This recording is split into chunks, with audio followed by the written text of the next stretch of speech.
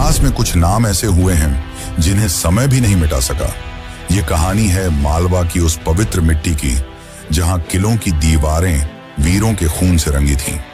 ये कहानी है उस राजा की जो तलवार उठाता तो बड़े बड़े दुश्मन कांप जाते, और जब उसकी कलम चलती तो बड़े बड़े विद्वान नतमस्तक हो जाते। हम बात कर रहे हैं परमार वंश के महाप्रतापी राजा भोज की, जिनके लिए सिंहासन तक का सफर फूलों से नहीं बल्कि कांटों से सजा था। ऐसे कांटे जो उनके अपने ही परिवार वालों ने बिछाए थे जब भोज मात्र 11 वर्ष के थे। लेकिन सवाल यह है कि राजा भोज आखिर थे कौन? क्या वे सिर्फ एक वीर योद्धा थे या एक ऐसे विद्वान जिनके सामने बड़े बड़े आचार्य भी नतमस्तक हो जाते थे?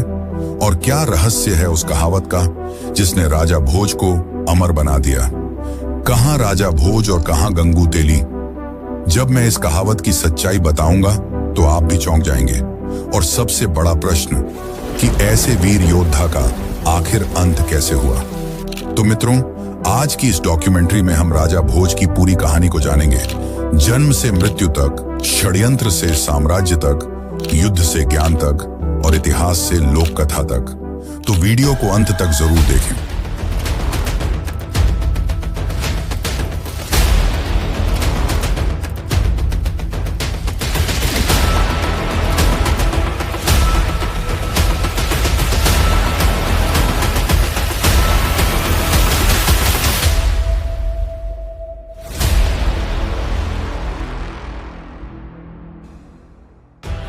दसवीं शताब्दी का अंत।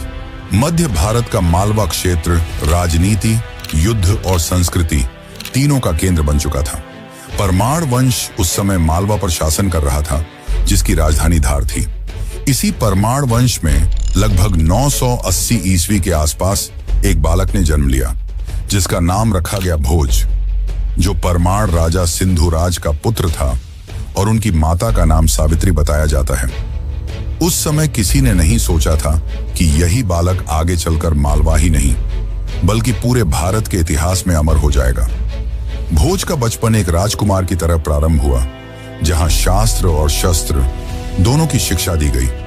साथ ही संस्कृत, राजनीति, युद्ध कला और धर्म, इन सभी विषयों में बालक भोज असाधारण प्रतिभा दिखा रहे थे। भोज बचपन से ही काफी ज्यादा बुद्धिमान थे और उनका बचपन सुखद बीत रहा था। लेकिन यह सुख ज्यादा दिन नहीं चला। लगभग 991 ईस्वी के आसपास, जब भोज केवल 11 वर्ष के थे, तब उनके पिता राजा सिंधुराज की मृत्यु हो गई और मालवा की सत्ता का संतुलन बिगड़ने लगा। गद्दी पर बैठे राजा सिंधुराज के छोटे भाई और भोज के चाचा राजा मुंज, और यहीं से इतिहास करवट लेता है। राजा मुंज एक शक्तिशाली लेकिन महत्वाकांक्षी शासक थे। उनके मन में यह भय जगने लगा कि कल को भोज गद्दी पर बैठ सकता है, और इसी डर ने उनके मन में एक घातक विचार को जन्म दिया, भोज को रास्ते से हटाने का विचार। कहा जाता है कि इसके लिए राजा मुंज ने अपने विश्वास पात्र सेनापति वत्सराज को चुना। उसने वत्सराज को आदेश दिया कि वह भोज को जंगल में ले जाए और चुपचाप, किसी को पता चले बिना उसे मार दे। और ऐसा ही हुआ। वत्सराज भोज को जंगल की ओर ले गया। भोज बुद्धिमान थे और वे समझ गए कि उनके साथ क्या होने वाला है, और तभी उन्होंने अपनी जांघ से खून निकालकर एक पत्ते पर संस्कृत में एक श्लोक लिखा और वत्सराज को देते हुए कहा कि यह राजा मुंज को दे देना। जब वत्सराज ने वह श्लोक देखा तो वह चकित रह गया और उसने जाकर वह राजा मुंज को दिखाया, और यह देखते ही राजा मुंज के होश उड़ गए। आज तक किसी को नहीं पता कि उसमें क्या लिखा था, पर माना जाता है कि उस श्लोक को पढ़कर राजा मुंज का हृदय परिवर्तन हो गया और उसने तुरंत भोज को बुलाकर उसे अपना उत्तराधिकारी घोषित कर दिया। लेकिन यह तो बस शुरुआत थी। असली परीक्षा, असली युद्ध और असली इतिहास अभी बाकी था, और यहीं से शुरू होती है उस राजा की कहानी जिसने उसे इतिहास के पन्नों में अमर बना दिया। लेकिन उसके असली इतिहास को जानने से पहले हम यह जान लेते हैं, कहां राजा भोज और कहां गंगू तेली। इस कहावत के पीछे क्या रहस्य है? लगभग 1010 ईस्वी के आसपास भोज को मालवा का राजा बना दिया जाता है। लोक कथाओं के अनुसार राजा भोज एक न्यायप्रिय और दयालु राजा थे। वे प्रजा से अत्यधिक प्रेम करते थे और प्रजा भी उन्हें पूजती थी। राजा भोज रात में भेष बदलकर अपने राज्य में घूमते थे ताकि प्रजा के दुख सुख को जान सकें। और एक रात जब वे एक ब्राह्मण पति पत्नी की झोपड़ी के पास से गुजर रहे थे, तब उन्होंने उन्हें बातें करते सुना। ब्राह्मण अपनी पत्नी से कह रहा था कि अब वह काफी बूढ़ा और कमजोर हो चुका है, अब वह यजमानों के घर जाकर पूजा पाठ नहीं करा सकता। इस पर ब्राह्मणी ने कहा, तो फिर स्वामी हमारा घर कैसे चलेगा? हमारा तो कोई पुत्र भी नहीं है। इस पर ब्राह्मण चिंतित हो गए और कहा कि अब राजा भोज ही कुछ कर सकते हैं। अगले दिन वह ब्राह्मण राजा भोज की दरबार में पहुंचा और राजा को प्रणाम करते हुए उन्हें सारी बातें बताईं। राजा यह सब पहले ही जानते थे, इसलिए उन्होंने उस ब्राह्मण को 100 सोने के सिक्के दान में दिए ताकि वह अपना जीवन यापन कर सके।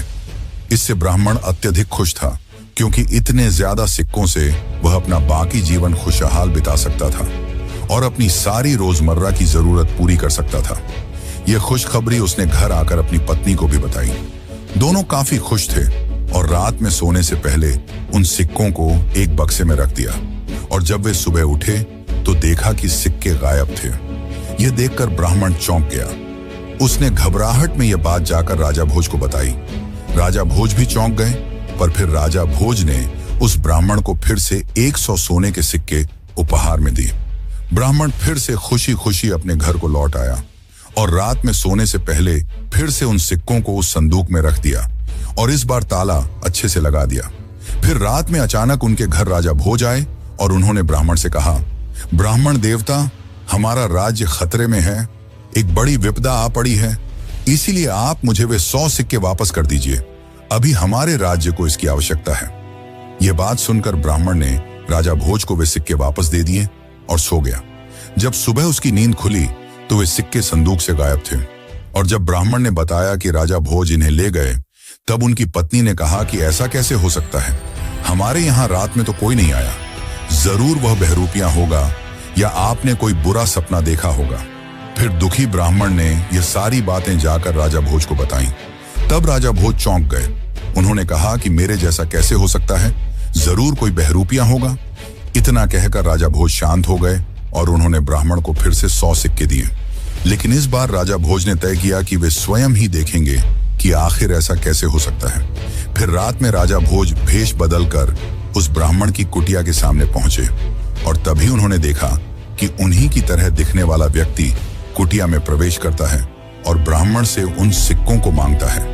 यह देखकर राजा क्रोधित हो गए और तुरंत उसके पास जाकर कहा, अरे बहरूपिये, तू कौन है और इस बुजुर्ग ब्राह्मण को क्यों परेशान कर रहा है?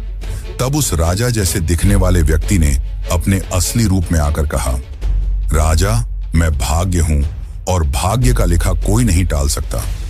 इस ब्राह्मण ने अपने जीवन में ऐसे कर्म किए हैं जिसके कारण इसके भाग्य में इन सिक्कों का सुख नहीं लिखा गया है। सबको अपने कर्मों का फल भुगतना पड़ता है।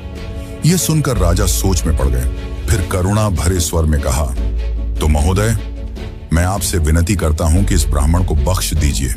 इनके भाग्य का फल मैं भुगतने के लिए तैयार हूं। इतना सुनने के बाद भाग्य ने मुस्कुराते हुए कहा, ठीक है राजन, जैसी तुम्हारी मर्जी। और इतना कहकर वह वहां से गायब हो गया। इसके कुछ दिनों बाद राजा भोज एक दिन अपने सैनिकों के साथ एक वन से गुजर रहे थे। तभी उनका घोड़ा बेकाबू होकर भागने लगा। वह घोड़ा भागते भागते राजा को इतनी दूर ले आया कि उसकी सेना बहुत पीछे छूट गई और फिर वह घोड़ा एक खाई की ओर भाग चला और खाई के पास पहुंचकर जोर से रुका, जिससे राजा घोड़े से उछलकर ऊंची खाई से गिर गए। राजा काफी ज्यादा घायल हो गए। उनकी हालत गंभीर थी। तभी वहां एक आदमी आया जिसका नाम था गंगू तेली। तो आखिर गंगू तेली ने राजा के साथ क्या किया और क्या हुआ जब राजा बन गए नौकर, तो चलिए अब जानते हैं आगे की कहानी। लेकिन उससे पहले अगर आपको वीडियो अच्छी लग रही है तो इसे एक लाइक जरूर करें। गंगू तेली ने जब घायल व्यक्ति को देखा तब वह नहीं जानता था कि वह कौन था। राजा भोज बेहोशी की हालत में थे। गंगू तेली ने उन्हें अपने बैलगाड़ी में सुलाया और अपने घर ले आया। गंगू तेली ने राजा भोज की दिन रात सेवा की और उनकी मलहम पट्टी भी की, जिसके बाद कुछ ही दिनों में राजा भोज ठीक हो गए। और जब उन्हें होश आया तो वे समझ नहीं पाए कि वे कहां हैं। उन्होंने अपने सामने जीवनदाता को देखा, पर राजा नहीं जानते थे कि वे किस राज्य में हैं, इसलिए उन्हें लगा कि यह दुश्मनों का राज्य हो सकता है। इसीलिए उन्होंने गंगू तेली से कुछ नहीं कहा। गंगू तेली ने राजा को एक आम और लाचार आदमी समझकर अपने यहां काम पर रखने का सोचा और उसने राजा को कोल्हू पैरने का काम दिया। राजा ने यह काम खुशी खुशी स्वीकार किया और हर दिन राजा कोल्हू के बैल की तरह कोल्हू पैरते और तेल निकालते। एक दिन राजा कोल्हू पैरते पैरते कुछ गाने लगे, जिसे सुन आसपास के लोग मंत्रमुग्ध हो गए। उन्हें राजा का संगीत काफी पसंद आया। राजा काफी अच्छा गाना गाते थे, जिससे गंगू तेली का तेल भी ज्यादा बिकने लगा। राजा भोज अपने जीवन दाता का कर्ज चुकाना चाहते थे, इसलिए पूरी तरह ठीक होने पर भी चुप रहे और अपनी असलियत नहीं बताई। उस समय उस देश के राजा सिद्धराज भी संगीत के बहुत बड़े प्रेमी थे और उनसे भी बड़ी संगीत की प्रेमी थी उनकी पुत्री, यानी उस राज्य की राजकुमारी। एक दिन उस राज्य में संगीत का एक विशाल आयोजन रखा गया, जिसमें कई बड़े बड़े संगीतकार आए और सबसे अच्छे संगीतकार को इनाम भी दिया जाना था। ये बात जब गंगू तेली को पता चली तो उसने अपने दास यानी राजा भोज को अच्छे कपड़े दिए और उन्हें भी संगीत में भाग लेने को कहा। दोनों महल पहुंचे और जब राजा भोज की बारी आई तो उन्होंने ऐसा संगीत सुनाया कि पूरी सभा चकित रह गई। इतना मधुर कि वहां बैठे बड़े बड़े गायक तक नतमस्तक हो गए। उनके संगीत से राजकुमारी अत्यधिक प्रसन्न हुई और अपने पिता से उससे विवाह करने की मांग की। यह सुनकर राजा सिद्धराज चौंक गए और मना करते हुए कहा कि चाहे वह संगीत में कितना भी कुशल हो, पर है तो एक दास ही, तुम्हारा वर सबसे श्रेष्ठ होगा। तब राजकुमारी ने कहा, पिताश्री, यह मुझे कोई साधारण व्यक्ति नहीं लगते। आप चाहें तो इनकी परीक्षा लेकर देख लीजिए। तब राजा सिद्धराज सोच में पड़ गए, पर उनकी सभा में विद्वानों की कमी नहीं थी। उस समय सभा में 4 विद्वान मौजूद थे: धर्मदेव, कर्मदेव, तपदेव और पुण्यदेव।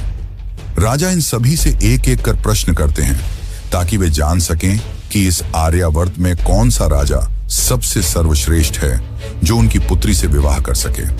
राजा सिद्धराज ने सबसे पहले धर्मदेव से पूछा, धर्मदेव, बताओ कि इस आर्यावर्त में सबसे धार्मिक राजा कौन है?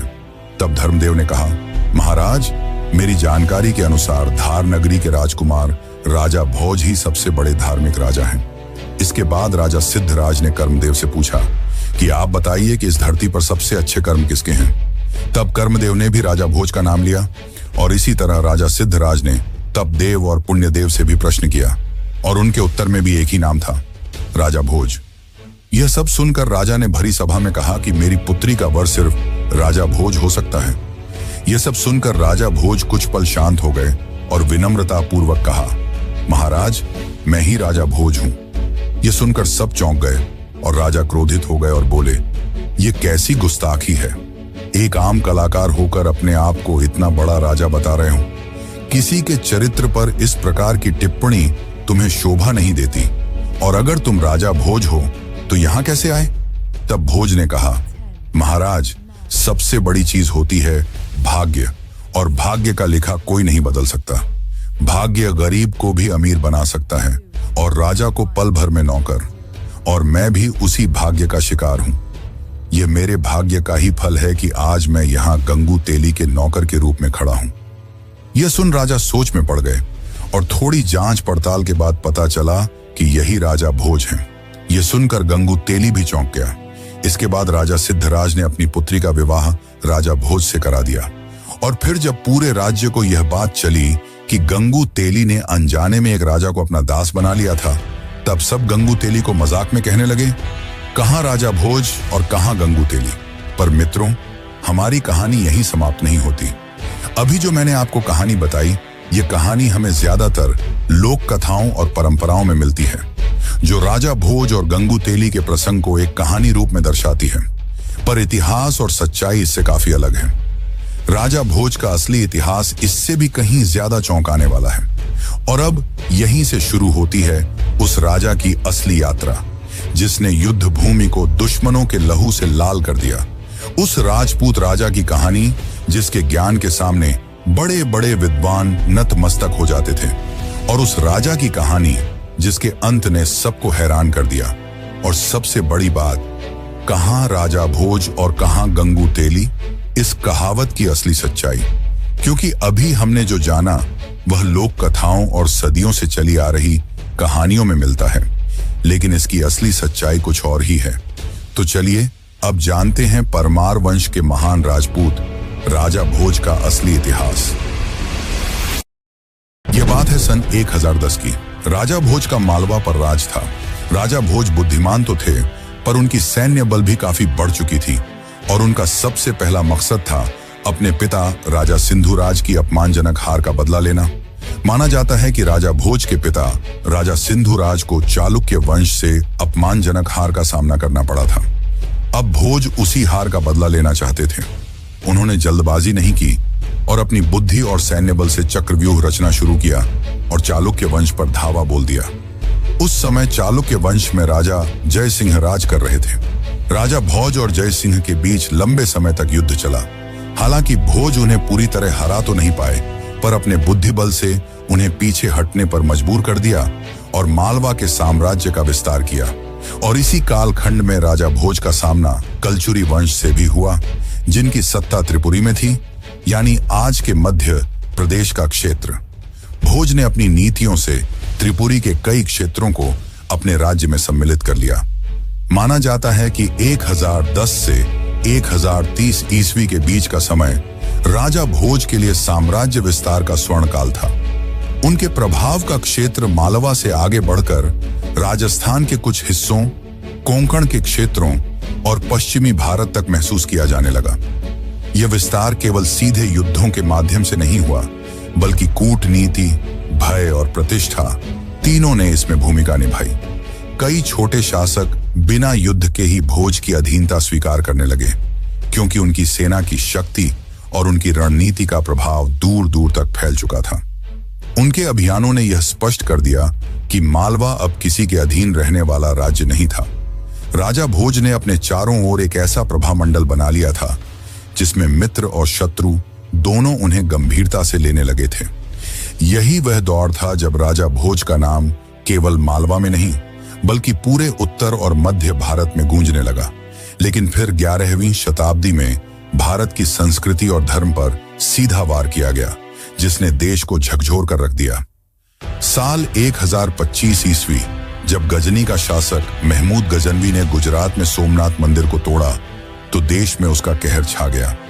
उसने न केवल मंदिर को तोड़ा, बल्कि उसे लूटा भी और वहां आए भक्तों को भी मार डाला।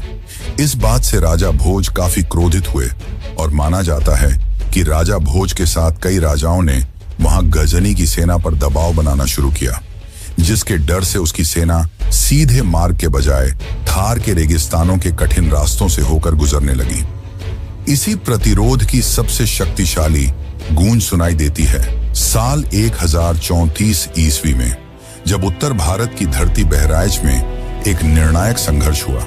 लोक कथाओं और मध्यकालीन ग्रंथों के अनुसार गजनवी सेनापति सालार मसूद, जिसे महमूद गजनवी का भांजा बताया जाता है, एक विशाल सेना के साथ भारत में आगे बढ़ रहा था। इस समय उत्तर भारत में राजा सुहेल देव एक प्रमुख हिंदू शासक के रूप में उभरे, जिन्होंने राजा भोज के साथ मिलकर बहराइच का युद्ध लड़ा। बहराइच का यह युद्ध इतना भयानक बताया जाता है कि इसमें सालार मसूद की सेना पूरी तरह नष्ट हो गई और स्वयं सालार मसूद मारा गया। यह युद्ध भारतीय जनमानस में धर्म की रक्षा और विदेशी आक्रमण के विरुद्ध विजय के प्रतीक के रूप में स्थापित हो गया। वैसे मित्रों, इतिहास में कई ऐसे राजा हुए जिन्होंने युद्ध भूमि पर अपना परचम लहराया, पर उनमें से बहुत कम ही ऐसे हुए जो युद्ध के साथ साथ एक ज्ञानी और विद्वान शासक रहे।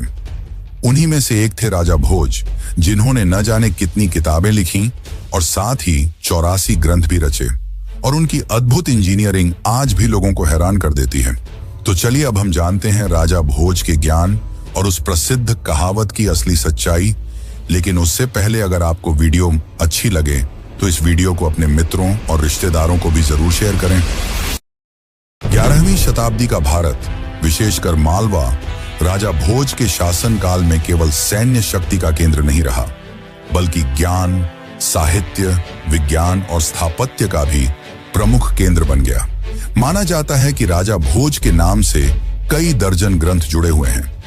परंपरागत रूप से उन्हें लगभग 84 ग्रंथों का रचयिता या संरक्षक माना जाता है। इन ग्रंथों में राजनीति, राज्य शास्त्र, काव्य, व्याकरण, वास्तुशास्त्र और आयुर्वेद जैसे विषय शामिल थे। इनमें सबसे प्रसिद्ध है सम्रांगण सूत्रधार, जिसे भारतीय वास्तु और स्थापत्य का एक अत्यंत महत्वपूर्ण ग्रंथ माना जाता है। इस ग्रंथ में मंदिर निर्माण, नगर नियोजन, मूर्ति शिल्प और यहाँ तक कि यांत्रिक उपकरणों का भी वर्णन मिलता है। इसी तरह युक्ति कल्पतरु जैसे ग्रंथों में प्रशासन, नीति और व्यावहारिक बुद्धि पर गहन विचार दिखाई देते हैं। यह स्पष्ट करता है कि राजा भोज केवल ग्रंथों के संरक्षक नहीं थे, बल्कि स्वयं एक गहन चिंतक और विद्वान थे। ज्ञान के साथ साथ राजा भोज ने अपने विचारों को धरातल पर भी उतारा। इसका सबसे भव्य उदाहरण है भोजपुर का शिव मंदिर, जो आज मध्य प्रदेश के भोजपुर क्षेत्र में स्थित है। यह मंदिर अधूरा होने के बावजूद अपनी विशालता और स्थापत्य के कारण आज भी लोगों को चकित करता है। यहाँ स्थापित किया जाने वाला शिवलिंग इतना विशाल था कि उसे अक्सर पूर्व का सोमनाथ कहा जाता है। इतिहासकार मानते हैं कि किसी कारणवश, संभवतः राजनीतिक अस्थिरता या प्राकृतिक आपदा, इस मंदिर का निर्माण पूर्ण नहीं हो सका, लेकिन फिर भी यह राजा भोज की स्थापत्य महत्वाकांक्षा का सजीव प्रमाण है। राजा भोज की इंजीनियरिंग दृष्टि केवल मंदिरों तक सीमित नहीं थी। उन्होंने जल प्रबंधन के क्षेत्र में भी असाधारण कार्य किया। भोपाल के पास स्थित भोजताल, जिसे आज अपर लेक या भोपाल झील कहा जाता है, को परंपरागत रूप से राजा भोज से जोड़ा जाता है। यह अपने समय की सबसे बड़ी कृत्रिम झीलों में से एक मानी जाती है। इतनी विशाल झील का निर्माण उस युग में करना, जब आधुनिक तकनीक उपलब्ध नहीं थी, राजा भोज की वैज्ञानिक समझ और प्रशासनिक क्षमता को दर्शाता है। यह झील न केवल जल संरक्षण का साधन थी, बल्कि आसपास के क्षेत्रों की समृद्धि का आधार भी बनी। राजा भोज का ज्ञान अपार था, इसलिए जब उनकी मृत्यु हुई तो कहा गया कि सरस्वती स्वयं शोक में डूब गईं, क्योंकि उनका सबसे बड़ा संरक्षक चला गया था। लेकिन राजा भोज की कहानी अभी पूरी नहीं हुई थी, क्योंकि उनके नाम से जुड़ी एक कहावत ने इतिहास को एक अलग ही मोड़ दे दिया। राजा भोज से जुड़ी सबसे प्रसिद्ध पंक्ति अगर कोई है तो वह यही है, कहां राजा भोज, कहां गंगू तेली। आज यह कहावत आम बोलचाल में किसी महान व्यक्ति की तुलना एक साधारण या तुच्छ व्यक्ति से करने के लिए इस्तेमाल की जाती है, पर इतिहास की गहराई में उतरने पर पता चलता है कि इस कहावत का मूल रूप कुछ और ही था। कई विद्वानों के अनुसार इसका असली वाक्य था, कहां राजा भोज, कहां गांगेय तैलंग। समय के साथ यह पंक्ति विकृत होती चली गई और धीरे धीरे गांगेय तैलंग का रूप बदलकर गंगू तेली बन गया। दरअसल यहाँ गांगेय और तैलंग कोई साधारण शब्द नहीं थे। गांगेय का संकेत था छेदी वंश के महान राजा गांगेय देव की ओर, जो 11वीं शताब्दी में मध्य भारत के एक शक्तिशाली शासक थे। वहीं तैलंग शब्द का संबंध था चालुक्य वंश के राजा जय सिंह तैलंग से, जो दक्कन क्षेत्र में प्रभावशाली शासक माने जाते थे। अर्थात यह कहावत किसी तेली या साधारण व्यक्ति की तुलना नहीं कर रही थी, बल्कि 3 शक्तिशाली राजाओं की तुलना कर रही थी, राजा भोज, राजा गांगेय देव और राजा जय सिंह तैलंग। इस पंक्ति का भाव यह था कि राजा भोज की महानता इतनी विशाल थी कि उनके सामने उस सदी के 2 बड़े राजा भी टिक नहीं पाए। लेकिन समय के साथ जब इतिहास की बारीक समझ आम जनमानस से दूर होती गई, तो गांगेय तैलंग जैसे कठिन नाम सरल उच्चारण में बदलते चले गए और धीरे धीरे गांगेय तैलंग बन गया गंगू तेली। दुर्भाग्यवश इस परिवर्तन के साथ कहावत का मूल अर्थ भी उलट गया और एक महान राजा की तुलना एक तुच्छ छवि से जोड़ दी गई। लेकिन यहां राजा भोज की कहानी समाप्त नहीं होती। उसका आखिरी और अंतिम अध्याय अभी बाकी है। राजा भोज की मृत्यु का अध्याय, कि आखिर उनकी मृत्यु कैसे हुई। तो चलिए अब इसे भी जान लेते हैं। समय चाहे कितना भी शक्तिशाली क्यों ना हो, वह हर युग को अपने साथ बहा ले जाता है। 11वीं शताब्दी के मध्य तक आते आते वह मालवा भी एक ऐसे मोड़ पर खड़ा था जहां शक्ति, राजनीति और थकान तीनों एक साथ टकरा रहे थे। राजा भोज अब युवा योद्धा नहीं रहे थे। वर्षों के युद्ध, प्रशासनिक दबाव और निरंतर संघर्षों ने उनके शरीर और राज्य दोनों पर गहरा प्रभाव डाला था। लेकिन उनकी प्रतिष्ठा अब भी इतनी प्रबल थी कि शत्रु उनसे सीधे टकराने से हिचकिचाते थे। इसी काल में राजा भोज के विरुद्ध एक शक्तिशाली गठबंधन बना। पश्चिम में गुजरात के सोलंकी वंश के राजा भीम प्रथम और पूर्व में छेदी वंश के राजा कर्ण, दोनों ने मिलकर मालवा पर आक्रमण करने की योजना बनाई। यह कोई सामान्य युद्ध नहीं था, बल्कि एक रणनीतिक प्रयास था जिसका उद्देश्य राजा भोज की शक्ति को अंतिम रूप से तोड़ देना था। वृद्धावस्था में भी राजा भोज ने इस चुनौती का सामना किया, लेकिन अब परिस्थितियां पहले जैसी अनुकूल नहीं थीं। दो दिशाओं से हो रहे आक्रमण ने मालवा की सैन्य क्षमता को गंभीर रूप से कमजोर कर दिया। इतिहासकारों के अनुसार इन संघर्षों के दौरान राजा भोज शारीरिक रूप से भी अस्वस्थ रहने लगे। लगातार युद्ध और बीमारी ने उनके शरीर को तोड़ दिया था और अंततः साल 1055 ईस्वी में वह दिन आया जब मालवा का यह महान सम्राट संसार से विदा हो गया। राजा भोज का स्वर्ग आरोहण केवल एक राजा की मृत्यु नहीं थी, बल्कि एक पूरे युग का अंत था। एक ऐसा युग जिसमें तलवार और विद्या साथ साथ चली थी। राजा भोज की मृत्यु का प्रभाव केवल राजनीति तक सीमित नहीं रहा। उनके निधन पर विद्वानों, कवियों और आचार्यों में गहरा शोक फैल गया। कहा जाता है कि उस समय यह वाक्य प्रचलित हुआ, आज सरस्वती निराधार हो गई हैं, अर्थात ज्ञान की देवी ने अपना सबसे बड़ा संरक्षक खो दिया। यह कथन इस बात का प्रतीक था कि राजा भोज केवल सत्ता के संरक्षक नहीं थे, बल्कि ज्ञान, संस्कृति और विद्या के भी सबसे बड़े सहायक थे। राजा भोज के बाद मालवा वैसी स्थिरता और वैसा वैभव फिर कभी प्राप्त नहीं कर सका। उनके नाम से जुड़ी इमारतें, ग्रंथ, कहावतें और कथाएं ही शेष रह गईं। लेकिन शायद यही किसी महान राजा की असली अमरता होती है कि वह अपने जाने के बाद भी इतिहास में जीवित रहता है।